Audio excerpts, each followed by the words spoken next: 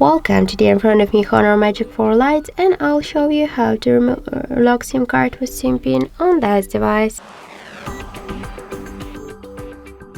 So first let's open the settings, and then we should click to the security section. After that, tap to more settings and click setup SIM lock. Just to add the SIM pin, you should click on the switcher, and after that we should enter the password pin code. In my case, that's from 1 to 4. Then just tap here to OK, and now we can see that our this is SIM card that we just successfully add SIM pin to SIM card on our HONOR device. That's it. Thank you for watching, and if you find this video helpful, don't forget to leave a like, comment and to subscribe our channel.